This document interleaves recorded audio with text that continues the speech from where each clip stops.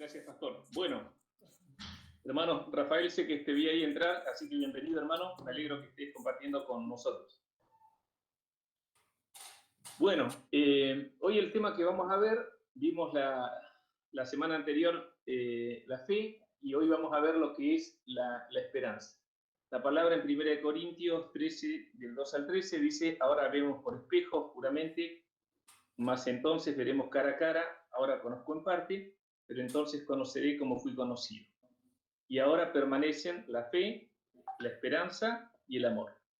Estos tres, pero el mayor de ellos es el amor. Vamos a ver hoy concretamente lo que es esperanza. La edad de la desesperanza. Los historiadores y los que estudian las ciencias sociales nos dicen que tenemos menos recursos de los cuales echar mano hoy que tal vez en ninguna otra generación de la historia. Nuestra cultura occidental, según algunos, ha olvidado sus raíces espirituales y vivimos en una cultura abiertamente secular, sin que quede siquiera la menor pretensión de que queden valores espirituales, y muchos jóvenes que conocemos creen que su cultura ya no les ofrece respuesta a las preguntas de significado y destino. A menudo vemos los noticieros y oímos crónicas de personas que ni siquiera han pasado de la adolescencia y que se quitan la vida, y decimos: ¿por qué alguien haría tal cosa? ¿Por qué alguien con toda la vida por delante corta su existencia?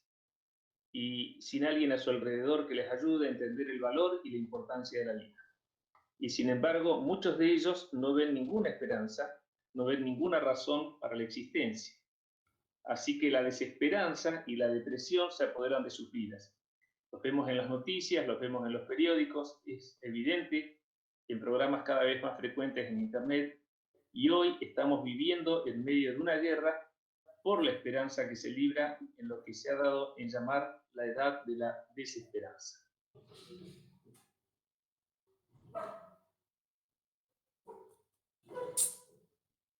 ¿Qué es esperanza? Académicamente, la esperanza es un estado de fe y de ánimo optimista basado en la expectativa de resultados favorables relacionados con eventos o circunstancias de la propia vida o el mundo en su conjunto. Otras definiciones de esperanza incluyen los siguientes términos: esperar confiado y abrigar un deseo con anticipación. La Real Academia Española, que se conoce como RAE, define la esperanza como estado de ánimo que surge cuando se presenta como alcanzable lo que se desea. Y también define a la esperanza cristiana como la virtud teologal por la que se espera que Dios dé los bienes que ha prometido.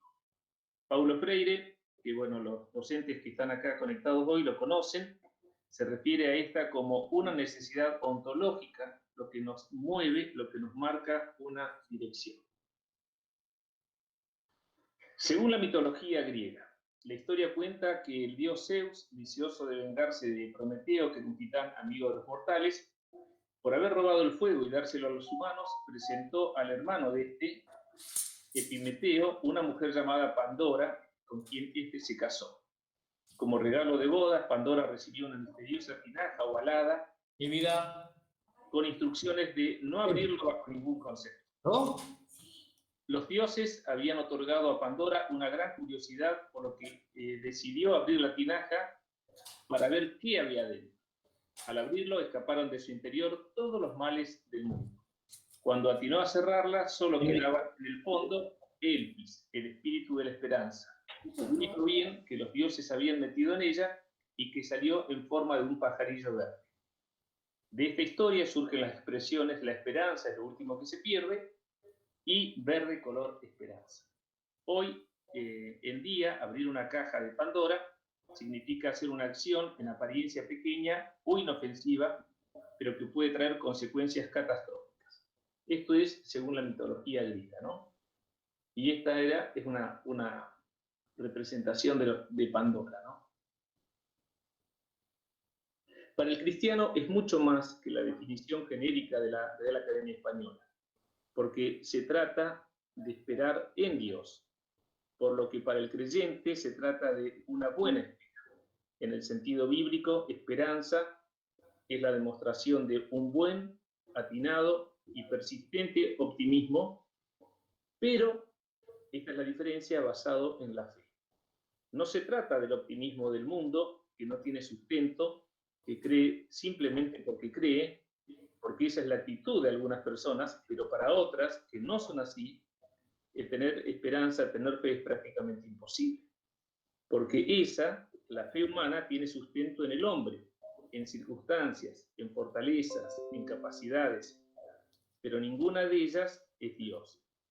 La esperanza basada en la fe en Dios protege nuestras mentes porque eso que espero no depende de mí, sino que está en manos de Dios. Por lo tanto, el creyente puede esperar confiado porque es justamente Dios quien se encarga de lo suyo. Por eso, para poder esperar, primero debemos creer. O sea, no hay esperanza sin fe en Dios. Fe es lo mismo que confianza, porque confianza está formado por dos palabras que en latín son cum y fide, que significa cum fide, significa con fe, que es confianza. Por lo tanto, tener confianza es tener fe.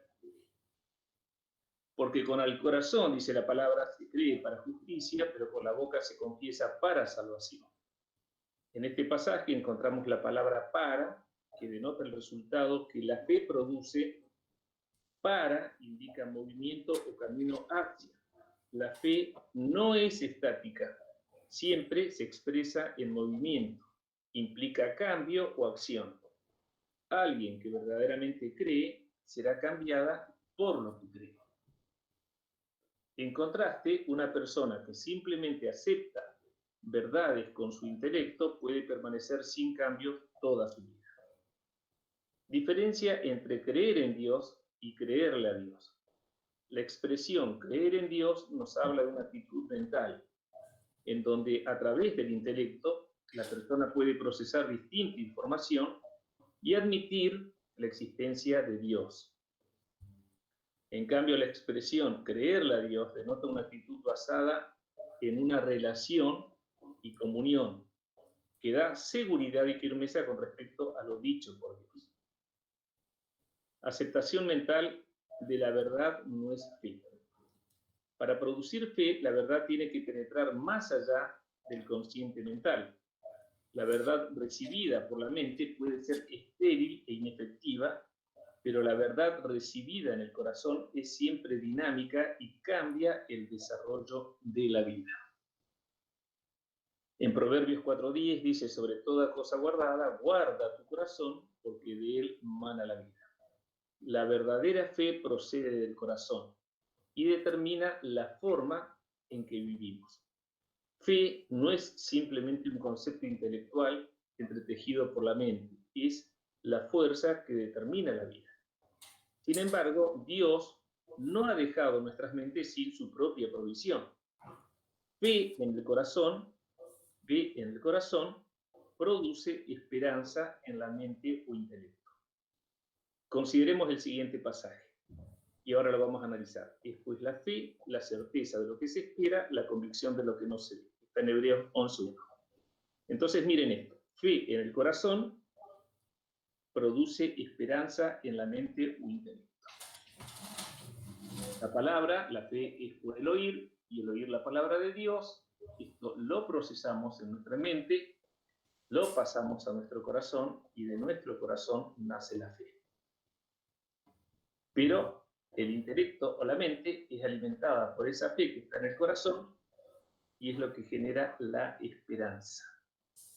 Porque con la esperanza nosotros es algo racional, nosotros podemos saber por qué tenemos esperanza. Decimos que íbamos a analizar Hebreos 11:1. Dice, es pues la fe, la certeza de lo que se espera. Y vamos a ver esta parte que dice la certeza de lo que se espera. En la toma de decisiones existen tres estados posibles. Uno es el que se llama el estado de incertidumbre. Es cuando yo desconozco todo sobre lo que voy a decidir o algo que sucederá. Lo desconozco todo. Cuando yo tengo que tomar una decisión en estado de incertidumbre es porque desconozco absolutamente todo. Tengo que ir a un lugar no sé en qué voy a viajar, no sé cómo me voy a mantener, no sé quién me va a recibir, no sé qué voy a hacer. Esa es incertidumbre, desconozco todo. El otro estado en el cual yo puedo tomar decisiones es un estado que se llama de riesgo, cuando desconozco algunas cosas sobre lo que decidiré o sucederá. Y certeza es cuando conozco todo sobre lo que decidiré o sucederá. La certeza es la sustancia de nuestra fe. Hay un tema con respecto a Hebreos 11.1, porque Hebreos 11.1 dice, después la fe, la certeza de lo que se espera. Pero si estoy esperando, es porque aún no ha sucedido o no he recibido aquello que espero. Entonces, ¿cómo puedo estar seguro de algo que todavía espero? Y la respuesta es, para nosotros los cristianos, creo aún cuando todavía espero, porque confío en la fidelidad de aquel que prometió. En Números 23:19 la palabra dice, Dios no es hombre para que mienta, ni hijo de hombre para que se arrepienta. Él dijo y no hará, habló y no lo ejecutará. En Apocalipsis 19:11 dice, entonces vi el cielo abierto y aquí un caballo blanco, el que lo montaba, Jesucristo, se llama fiel y verdadero. Esta pregunta es interesante porque ¿cómo podemos estar seguros de algo cuando todavía lo espero? Y estamos seguros, aún cuando esperamos, porque creemos en la fidelidad de Dios. Dios dijo y hará, habló y lo ejecutará. No existe otra posibilidad, porque Él es fiel y verdadero. Sí o sí se cumplirá lo que prometió, simplemente porque Él es Dios.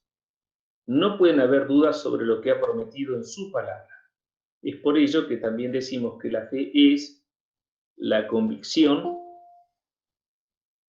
minuto, por favor, ahí. Ahí entró uno más. La convicción de las cosas que no se ven. Convencidos, por eso esperamos, o esperamos porque estamos convencidos de la fidelidad de Dios. Tenemos la certeza y estamos convencidos que lo que prometió sucederá. Entonces, solo nos resta esperar. Acuérdense que fe es la certeza de lo que se espera, la convicción de lo que no se ve. Tenemos la certeza y estamos convencidos que lo que prometió sucederá. Entonces solo nos resta esperar. Pero, ¿esperar qué?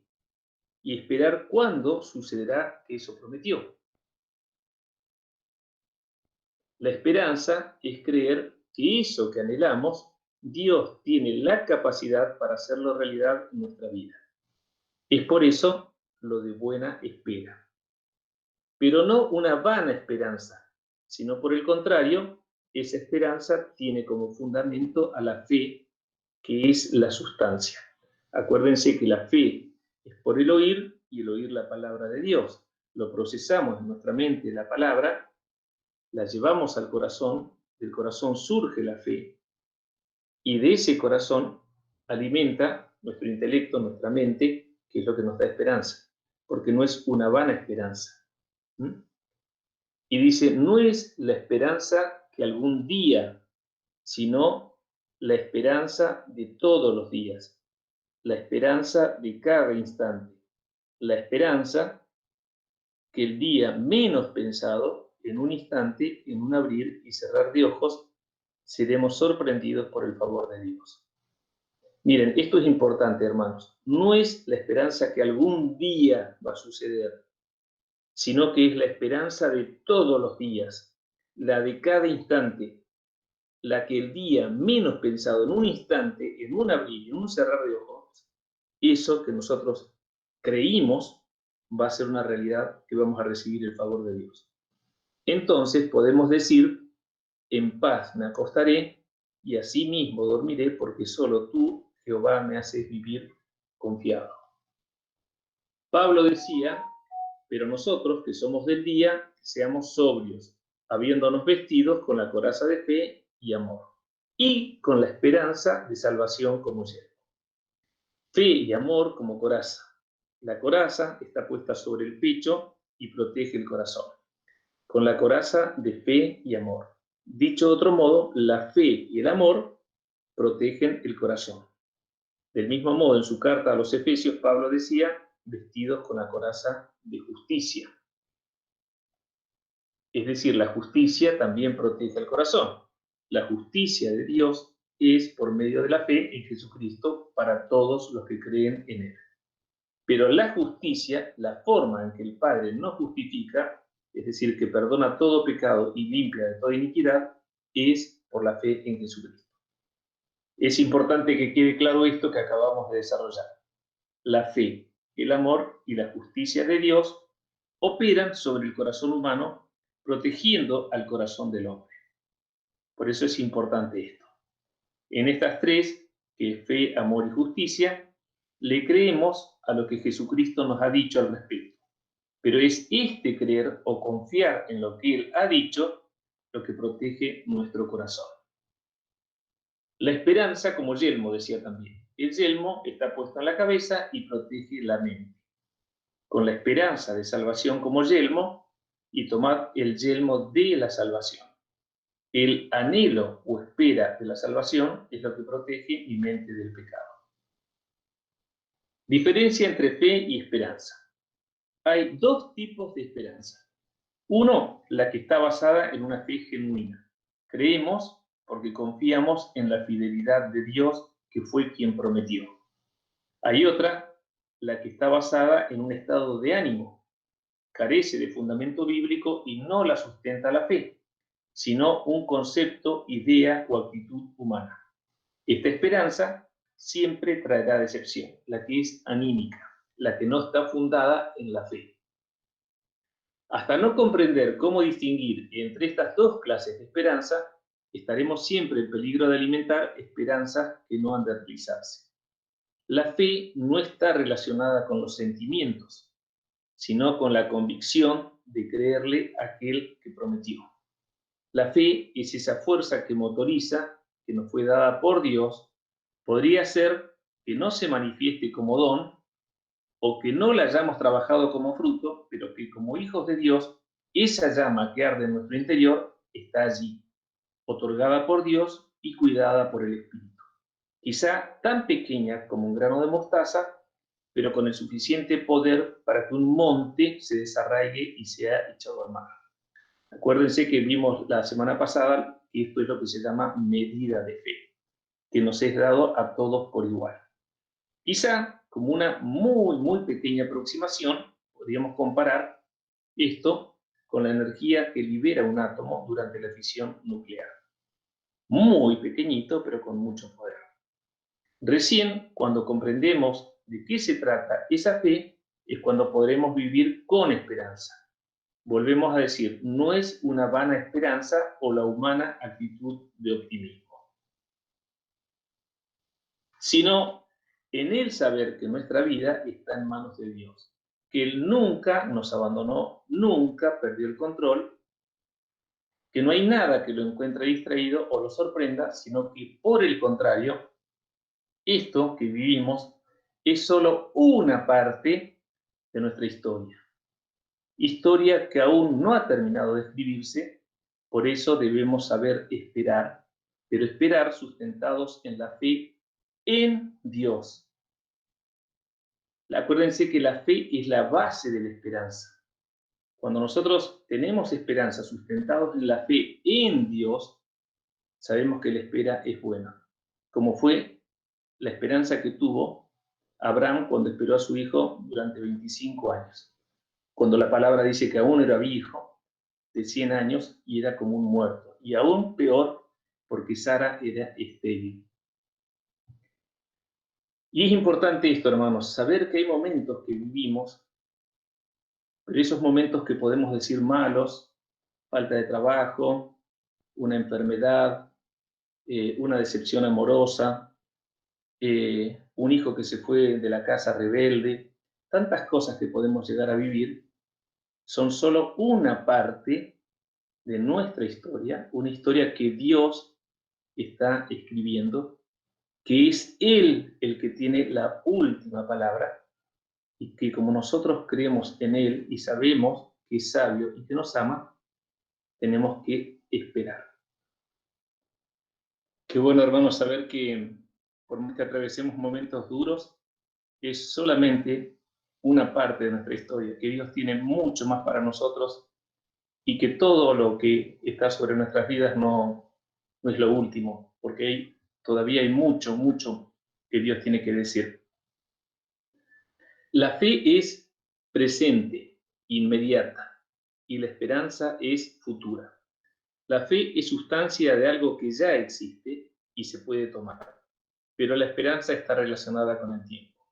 Ejemplo, creo que Dios me ha de sanar. Lo que en realidad está diciendo es, creo que mañana seré sanado. Pero esto no es fe, pues la fe es inmediata. El mañana es producto de la esperanza. Fe es, creo que Dios me oyó, que recibió mi petición y que me ha sanado. Pero no se quede ahí, dé un paso más. Quizá quien está enfermo por lo que vive, le cuesta creer que ya recibió esa sanidad por la que ha pedido.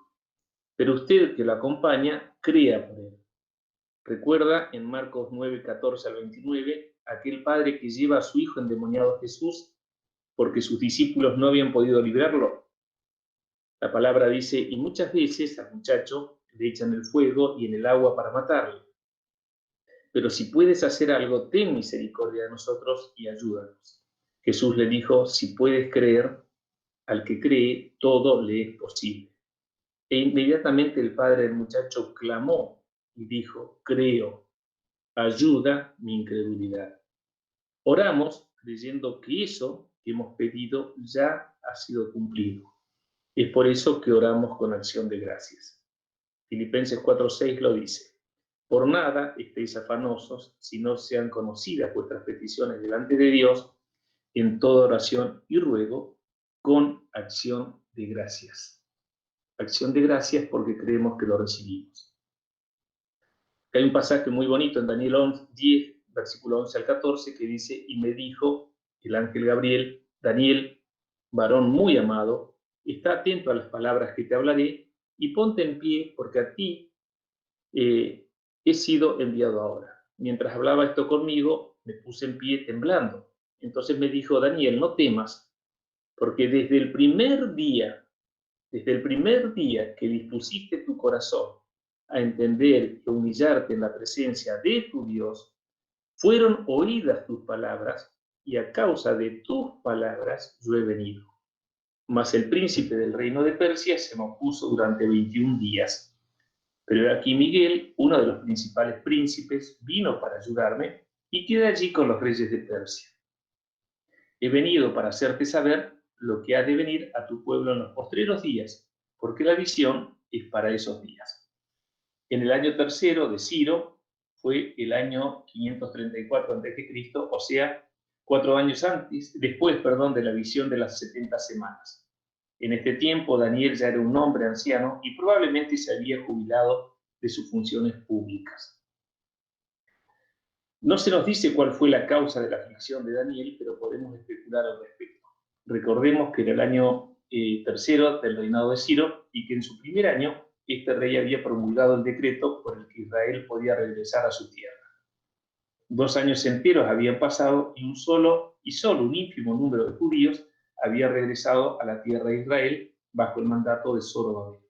Este retorno tuvo lugar antes de que el grupo bajo Esdras y el grupo liderado por Nehemías hubieran regresado.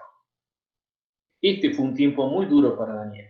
Este anciano profeta de Dios, que superaba los 90 años de edad, sintió pena en su corazón al ver que su pueblo no quería regresar a la tierra que había sido su hogar. Probablemente retirado de toda participación activa en el gobierno y evidentemente, habiendo trabajado durante el primer año de Ciro, se entregó totalmente al servicio de Dios. Ayunó por 3 semanas, pero no recibió una respuesta inmediata a su oración. Daniel 10, versículos 2 al 9, nos da la fecha y el lugar exactos de la recepción de esta visión y revelación. El lugar, junto al río Haidekel, que es en realidad el río Tigris. La fecha fue el día 24 de Nisan, correspondiente al 24 de abril. Pero lo destacable de estos pasajes bíblicos para el tema que estamos tratando es que la palabra dice: desde el primer día fueron oídas, atendidas por Dios, las peticiones de revelación de Daniel, lo cual nos confirma la forma en que opera el cielo. La respuesta es inmediata y en función a esto debe obrar nuestra esperanza. Mientras no exista pecado, la respuesta del cielo es inmediata. Y esto lo tenemos en Isaías 59, versículo 1 al 3, y Juan 9:31. Y recuerde también que la palabra dice que era un varón muy amado por Dios. Mañana es otra cosa, corresponde al ámbito de la esperanza o de la buena espera para nosotros los cristianos. ¿Y por qué esperar? Porque hay factores que desconocemos y que aquí apenas se nos revelan. Pero alcanzamos a entender que esa espera no es vana, sino que ciertamente llegará. Daniel ora y ayuna por 21 días. Finalizado el ayuno, 3 días después, el día 24, él recibe la visitación del ángel con la respuesta de Dios a su pedido. ¿Por qué esa demora de 24 días? Por la oposición que las huestes de Satanás le hicieron al mensajero de Dios, impidiéndole llegar con la respuesta a Daniel. ¿Es siempre así? No lo sabemos. Solo sabemos que debemos saber esperar, tener esperanza, porque esa respuesta llegará. Pero no siempre recibimos respuesta a nuestras oraciones. No, eso no es así. Siempre recibimos respuesta. Lo que sucede es que la respuesta que recibimos quizá no sea la que usted está esperando. Y entonces, ¿para qué orar? Porque hay cosas que solo están en las posibilidades de Dios. Porque Él es omnipotente y por lo tanto todo lo puede hacer. Y es por eso que oramos con fe, porque conocemos de su poder. No hay dudas que Él lo puede hacer. A Él presentamos nuestra petición en base a esta convicción. Luego, solo nos resta esperar. No debemos olvidar que Él es Dios y no nosotros, que Él es el alfa y el omega, el principio y el fin, y que solo Él conoce lo más conveniente para nuestras vidas. Él es omnisciente, Él es soberano, Él es sabio y Él nos ama. Por lo tanto, esa respuesta, sea la que sea, siempre será lo mejor para nuestras vidas. La fe que se derrumba se convierte en una esperanza fracasada. Ejemplo, usted está rogando al Señor por su sanidad, que es un hecho consumado, y aun cuando el dolor persiste en su cuerpo, usted por fe está diciendo: Señor, ya ha respondido. Pero de repente llega a su mente la palabra mañana, y esto lo hace desistir de su fe, porque quizás sienta que ese mañana nunca llegará. Entonces se ha convertido en una esperanza intelectual. La verdadera fe es ahora, y la verdadera esperanza es el ahora de cada instante de todos los días. En 2 Corintios 6:2 dice: en tiempo aceptable te he oído, y en día de salvación te he socorrido. He aquí ahora el tiempo aceptable, he aquí ahora el día de salvación. Dios vive en el ahora, en un presente eterno. En cuanto a la fe, Dios nunca se revela como fui o seré, sino siempre como soy. La fe se pone en contacto con Dios siempre en el presente. Cuando oramos y presentamos nuestras peticiones a Dios, aplicando este principio, se revoluciona nuestra vida en oración.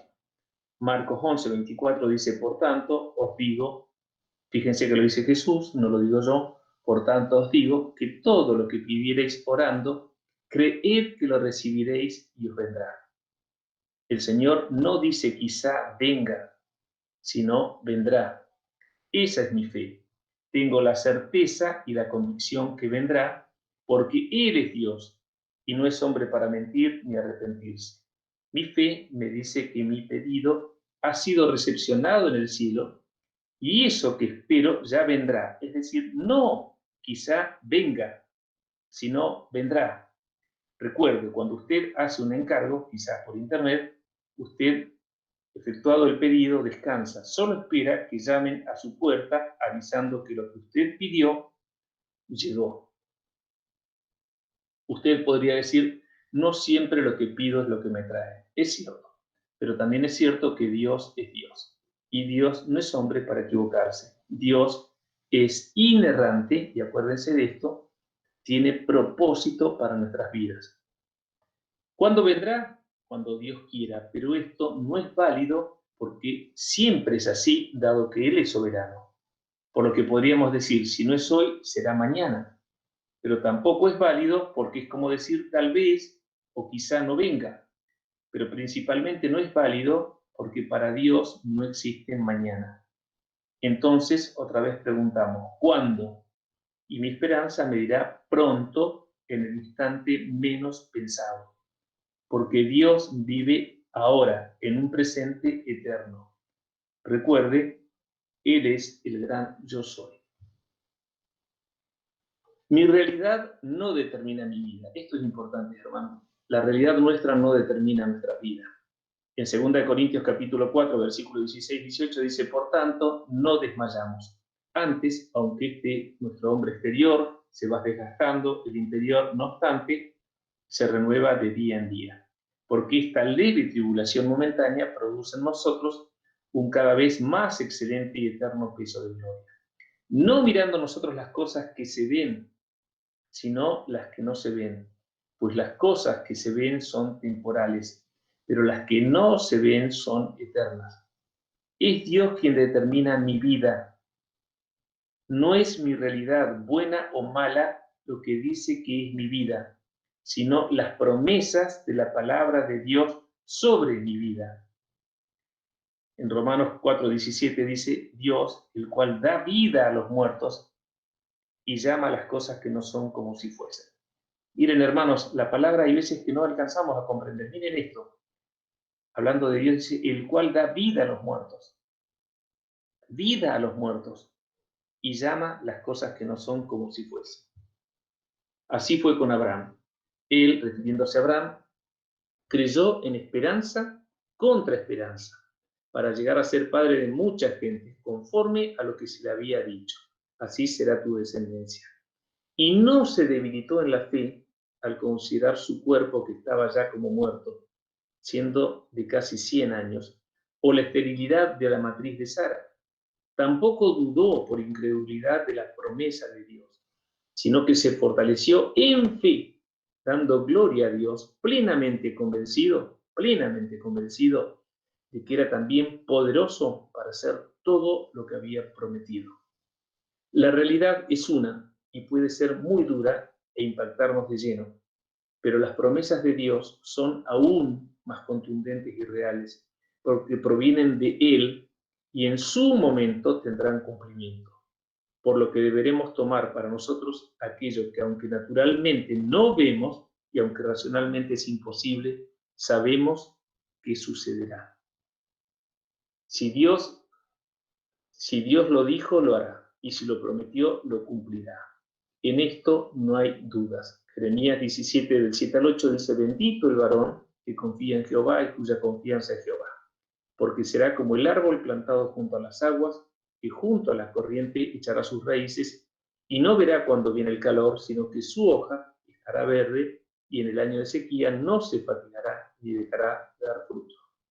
Bendito aquel que confía en la palabra de Dios, porque él, aunque viendo, puede ver más allá, aunque entendiendo a cabalidad cuál es su realidad, sabe que hay otra realidad superior. Aunque todo diga que no hay esperanzas, su esperanza está en Dios.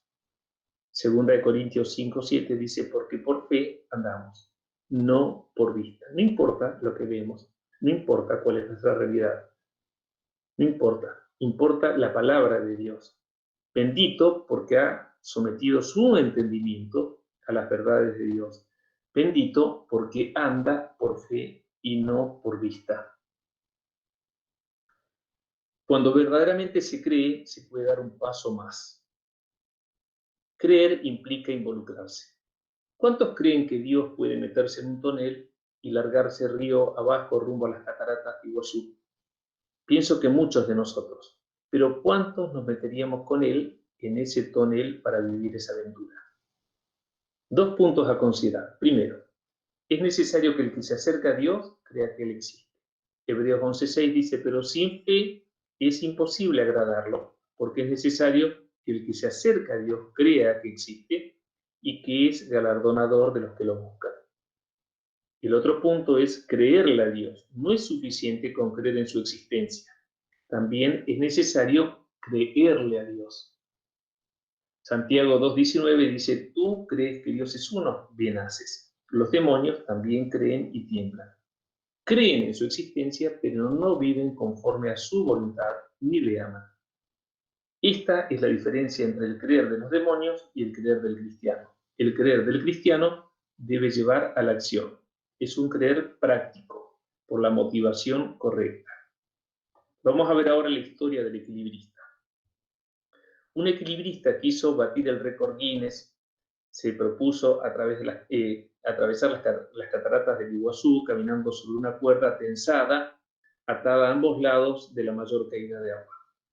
Caminaría solo con una vara en su mano para que lo equilibrara. Así, el día establecido, una gran multitud se reunió para ver esa proeza. La prensa, la televisión, mucha gente estaba allí. Instantes antes de comenzar, él preguntó, ¿cuántos de ustedes creen que puedo hacer esto? Nadie de la concurrencia levantó la mano. Entonces él, molesto, dijo, ¿para qué vinieron? ¿Para verme morir? Porque si ustedes no creen que puedo cruzar, ¿para qué vinieron? ¿Para ver un suicidio? Entonces, entre el gentío, un anciano levantó tímidamente su mano. El equilibrista le dijo, ¿usted cree? El anciano respondió, sí, señor, yo creo. A lo que el equilibrista respondió, entonces, si es así, venga, pase al frente, súbase a mis hombros, que yo lo haré atravesar. El anciano, levantando sus manos, dio un paso atrás y dijo, ah, señor, no, ahí no, a tanto no me animo. Así pasa hoy con muchos cristianos, buenos, cumplidores, obedientes. Cuando el Señor Jesús dice, ven, súbete a mis hombros. Aún bajo el juicio de Dios, para nosotros hay esperanza. Aún estando nosotros bajo el juicio de Dios, hay para nosotros esperanza. En Jeremías 29, 4 al 14 dice, así ha dicho Jehová, Jehová lo dice, Dios de Israel, a todos los de la cautividad que hice transportar de Jerusalén a Babilonia, edificad casas y habitarlas, y plantad huertos y comed del fruto de ellos. Casaos y engendrad hijos e hijas. Dad mujeres a vuestros hijos y dad maridos a vuestras hijas, para que tengan hijos e hijas y multiplicaos ahí, y no os disminuyáis, y procurad la paz de la ciudad a la cual os hice transportar. Dios lo hizo eso, llevar los cautivos a Babilonia. Y rogad por ella a Jehová, porque en su paz tendréis vosotros paz. Porque así ha dicho Jehová de los ejércitos, Dios de Israel. No os engañen vuestros profetas que están entre vosotros, ni vuestros adivinos, ni atentáis a los sueños que soñáis, porque falsamente os profetizan ellos en mi nombre. No los envié, ha dicho Jehová. Porque así dijo Jehová, cuando en Babilonia se cumplan los 70 años, yo os visitaré y despertaré sobre vosotros mi buena palabra para haceros volver a este lugar. Porque yo sé los pensamientos que tengo acerca de vosotros, dice Jehová. Pensamientos de paz y no de mal, miren esto, para daros el fin que esperáis. O dicho de otro modo, un futuro de esperanza. Y la palabra acá, en hebreo esperanza, es la palabra tikvah. Entonces me invocaréis y vendréis y oraréis a mí, y yo os oiré, y me buscaréis y me hallaréis, porque me buscaréis de todo vuestro corazón. Y seré hallado por vosotros, dice Jehová, y haré volver vuestra cautividad, y os reuniré de todas las naciones y de todos los lugares a donde os arrojé, dice Jehová, y os haré volver al lugar de donde os hice llevar. Dios, a pesar de haber permitido por causa del pecado el cautiverio de Judá a Babilonia, les está diciendo por boca del profeta Jeremías que aunque Él es Dios y no puede apartarse de su justicia, le está diciendo tengan esperanza, que Él sigue teniendo planes con sus vidas, que no los ha olvidado y que más allá de ese tiempo duro que están viviendo, Él los ama y sigue escribiendo su historia. Alguien podría decir, ¿y para qué Dios les envió la cautividad? ¿No decimos que Dios es paciente y tardo para la ira? En principio, digamos que lo que Judá estaba viviendo era por su propia responsabilidad, por su propia dureza de corazón. Años apartados de Dios, ignorando su voluntad, la voluntad de Dios. En cuanto a si Dios no fue paciente con Judá, veamos. Salomón muere en el año 931 a.C. y la primera dispersión de Judá a Babilonia fue en el año 605 a.C. 326 años pasaron hasta que fueron llevados cautivos a Babilonia. 326 años en que Judá fue rebelde a Dios. Podemos decir que Dios no fue paciente. Habían pasado 326 años hablando por boca de sus profetas. En el verso 11, Dios les está diciendo que en medio de su infortunio tengan esperanza, que como vimos en hebreo es la palabra tikvá, que significa primeramente lazo, pero también significa expectativa y esperanza. Es la misma palabra que usa en el libro de Josué cuando Rahab, la prostituta, puso en su ventana una cuerda roja para ser salva el día en que Jericó cayera en manos de los israelitas. Josué 2:21 dice, ella, refiriéndose a Rahab, respondió, sea así como habéis dicho. Luego los despidió a los espías y se fueron. Y ella ató el cordón, tikvá, de grana a la ventana. Muy probablemente Rahab fue forzada a la esclavitud sexual desde niña por causa de su cultura y por la necesidad de subsistencia, ya que ella no era una sacerdotisa consagrada a alguna deidad. Aunque ella necesitaba su trabajo, no lo amaba y deseaba tener una vida mejor. Podemos deducirlo de su comportamiento cuando conoció a los espías hebreos, a quienes protegió. Así que cuando vio la oportunidad de cambiar su vida, arriesgó todo para hallar esa vida, porque la fe es acción. Así que ese lazo rojo es la representación de la fe audaz de una mujer que creyó que era posible una nueva vida, bajo la protección sobrenatural de ese Dios del que tan solo había oído de boca de extranjeros que llegaban a Jericó contando maravillas de él y de la protección sobre su pueblo. Más allá de su condición y de la dureza de su vida, ella creyó. Y ese cordón rojo colgando de su ventana fue el símbolo de su esperanza que algo mejor vendría, que en un momento, en un instante, el menos pensado, su vida cambiaría. Rahab creyó, esperó y no fue defraudada. Su vida ciertamente cambió, y a tal punto que esa mujer figura en la línea genealógica del Redentor de la humanidad. Por lo que tikvá, que significa cuerda, para los tiempos de Jeremías también significaba esperanza. Dios nos promete algo y luego nos da su palabra que lo cumplirá. Miren esto, Dios nos promete algo y luego nos da su palabra que lo cumplirá. Hebreos capítulo 6, versículo 17 al 20 dice, por lo cual, queriendo Dios mostrar más abundantemente a los herederos de la promesa la inmutabilidad de su consejo, interpuso juramento para que por dos cosas inmutables en las cuales es imposible que Dios mienta, tengamos un fortísimo consuelo los que hemos acudido para asirnos de la esperanza puesta delante de nosotros, la cual tenemos como segura y firme ancla y que penetra hasta dentro del velo donde Jesús entró por nosotros como precursor, hecho sumo sacerdote para siempre, según el orden de Melquisedec. Primero, Jeremías le dice al pueblo que estarán 70 años en cautividad. pero les dice que vivan, que tengan casas, que siembren, que se casen, que tengan hijos, porque tienen una esperanza a la cual asirse, y es la promesa de la palabra de Dios, la cual es confirmada por juramento. Es la misma promesa a la que se asió Rahab, creyendo y teniendo esperanza que una vida nueva, una vida mejor tendría. Y no fue defraudada. Su vida no tan solo cambió en lo que ella humanamente anhelaba, sino que tuvo un plus inigualable, la honra de estar en la genealogía de Jesús, el Salvador del mundo.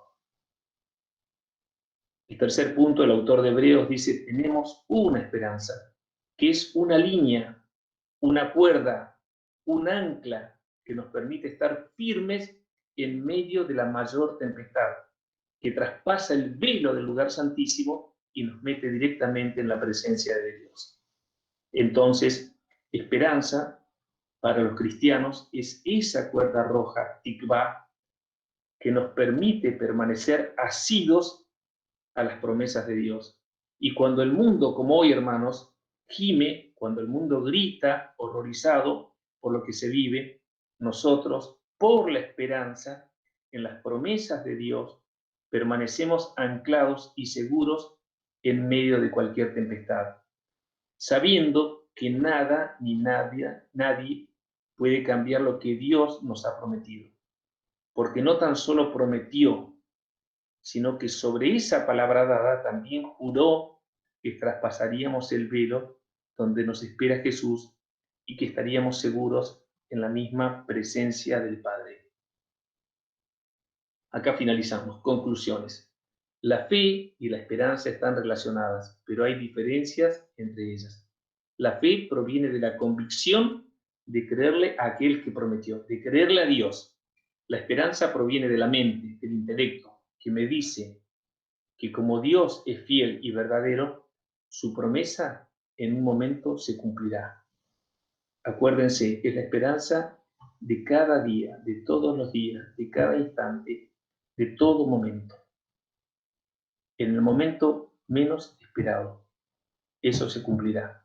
La fe es instantánea. Creo que ya sucedió, por eso la acción de gracias. La esperanza es futura. Debo esperar recibir aquello que ya sucedió. La fe es en el presente una sustancia, lo que sustenta o sostiene nuestra esperanza, algo que ya poseemos, pero la esperanza está dirigida hacia el futuro, es lo que nos mantiene expectante que algo ciertamente sucederá. La esperanza, que es sustentada por la fe verdadera, no trae desilusiones. La esperanza que no está sustentada por la fe verdadera traerá desilusión y fracaso, pues está sustentada en las emociones, es decir, en lo almático. Salmos 42:5 dice, ¿por qué te abates, oh alma mía, y te turbas dentro de mí? Espera en Dios, porque aún he de alabarle, salvación mía y Dios mío.